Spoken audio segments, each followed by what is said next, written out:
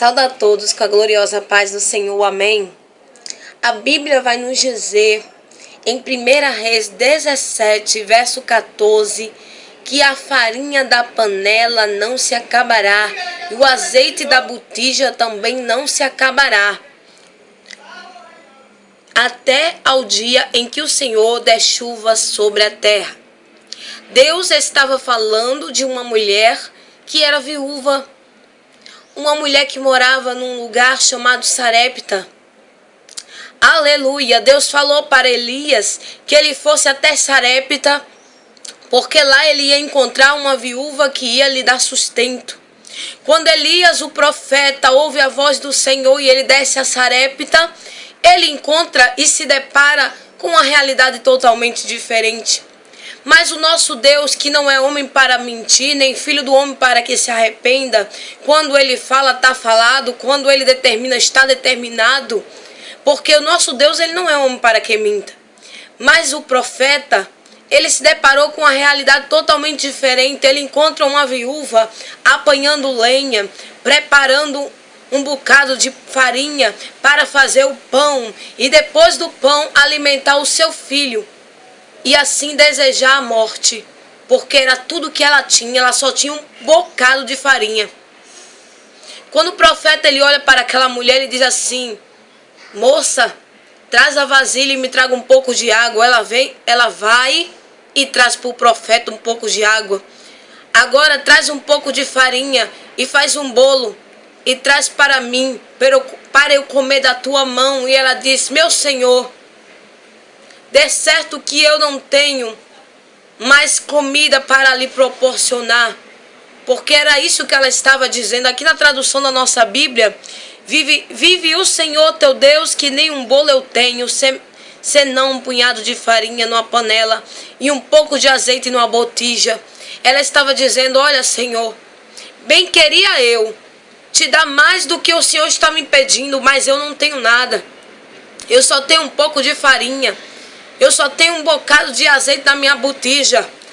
Aí Elias decretou e determinou para a vida daquela mulher uma realidade totalmente diferente do que ela estava vivendo. Ele disse: assim diz o Senhor Deus de Israel, que a farinha da panela não se acabará e o azeite da botija não te faltará, até o dia que Deus fizer cair chuva sobre a terra. Sabe o que Deus está te dizendo nesta tarde? Que você não venha se entregar ao desespero. Que você não venha determinar para você um fim. Esta mulher já estava determinando o seu fim. E ela estava dizendo ao seu coração: eu só tenho um bocado de farinha para fazer um bolo. Depois que eu e meu filho nos alimentarmos, eu não tenho mais nada para proporcionar, a não ser esperar a morte chegar. Mas foi preciso Deus mostrar a realidade daquela mulher para Elias. Elias descer na sua cidade, se deparar com a realidade dela, para ele profetizar que Deus era o Deus da multiplicação. Que o pouco que você tem vai ser multiplicado.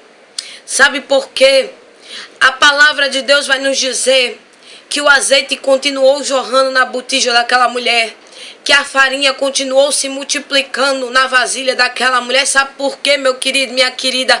Porque o nosso Deus, ele muda sim estado de crente. O nosso Deus, ele muda sim a finalidade que o adversário já determinou e entrou dentro do coração do crente. Porque chega um certo momento que as portas se fecham, as coisas ficam complicadas, aí o crente só diz coisas ao contrário. Só diz coisas ao contrário, diz assim: ah, agora acabou a minha história, agora não vai dar nada certo.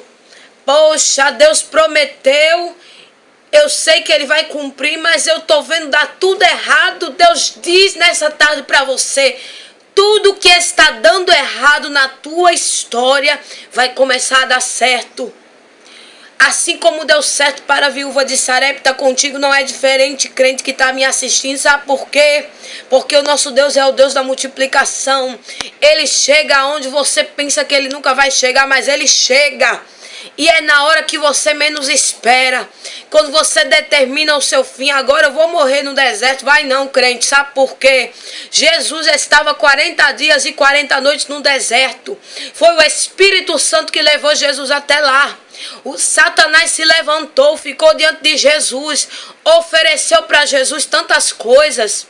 Disse para Jesus cair dali, daquela altura, daquela altitude, para que Jesus fosse carregado pelos anjos. Mas Jesus disse: não tentarás ao Senhor teu Deus. Quantas pessoas estão cedendo às migalhas de Satanás e estão dizendo: Deus não vai fazer mais nada na minha vida. Sobre a candia, vai sim. Vai sim, você que está dizendo para você mesmo: acabou a minha história. Você que está dizendo: não vai dar certo mais. Se Jesus suportou no deserto 40 dias e 40 noites, tu pensa que Jesus não estava fraco? Tu pensa que Jesus estava suportando a fome? Tu pensa que Jesus não estava querendo cair? Ele era Deus, mas ele estava em forma de homem. Mas ele não caiu porque a palavra de Deus o alimentava o seu espírito. E ele sabia para que propósito Deus o colocou na terra. Você tem que saber, vaso do Senhor, que propósito Deus te colocou na terra. Foi para sofrer, para perecer, para morrer? Não. Deus, ele determina as situações na nossa vida para que no final a gente venha perceber que a gente é dependente dele, que a gente é dependente do oleiro, sim, que a gente é dependente dele todos os dias, que a gente não é dependente da nossa inteligência, que a gente não é dependente da nossa capacidade, que a gente não é dependente do que a gente acredita, mas sim de Deus. Se o levantar é do homem, não. O levantar é de Deus, mas o cair é do homem. O homem, ele cai, mas Deus o levanta. Quando o homem percebe que precisa do oleiro todos os dias para o oleiro trabalhar na sua vida. Esta mulher, ela disse assim para Elias: vive o Senhor teu Deus que nem um bolo eu tenho. Ela só tinha um bocado de farinha, um punhado de farinha, mas era muito pouco para ela fazer um bolo para Elias. Mas mesmo assim ela não disse não para aquele homem. Ela fez tudo aquilo que aquele homem tinha determinado para ela fazer. Ela fez o punhado de farinha, ela pegou, fez um pão para ele e deu o bolo para ele. Ela não fez pão, me perdoe, ela deu o bolo para ele. Sabe por quê? Porque ela acreditou no que aquele profeta estava dizendo.